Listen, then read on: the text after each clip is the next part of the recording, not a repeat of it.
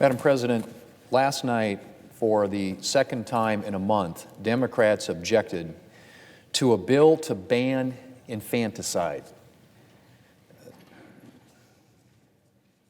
That statement, to me, is absolutely chilling. But for the second time in a month, Democrats objected to a bill that would do nothing more than state that a living, breathing baby born in an abortion clinic is entitled to the same protection and medical care that a living, breathing baby born in a hospital is entitled to. It's a pretty basic bill, Madam President. It just says that living, breathing, born human beings are entitled to protection, even if they're born in an abortion clinic. But apparently, that's not something that Democrats are prepared to say. This is where Democrat support for abortion has led them, to being unable to condemn infanticide. Madam President, let's remember why we voted on this bill last night. We voted on this bill because the Democrat governor of Virginia implicitly endorsed infanticide. Because the Democrat governor of Virginia got up and said that you could keep a living, breathing baby comfortable while you decided what to do with it. Madam President, there's only one answer to what you do with a living, breathing baby, and that is to provide it with the care that it needs. A baby born alive in an abortion clinic is no less valuable and deserving of protection than a baby born in a delivery room. Madam President, it's horrifying that we are actually having a debate about this, honestly. It is horrifying that the Democrat Party can't get up and say that infanticide is wrong.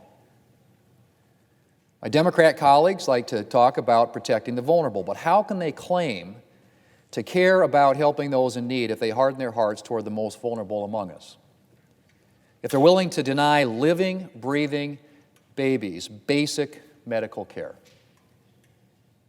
Do you really stand for the vulnerable if you can't stand up and say that infanticide is wrong? Madam President, it's terrible enough that we have so far betrayed our founding principles as to deny the right to life of living, breathing, unborn babies. We're not even talking about abortion here. We're talking about withholding essential care from babies that are born alive. My Democrat colleagues can't even bring themselves to say that this is wrong.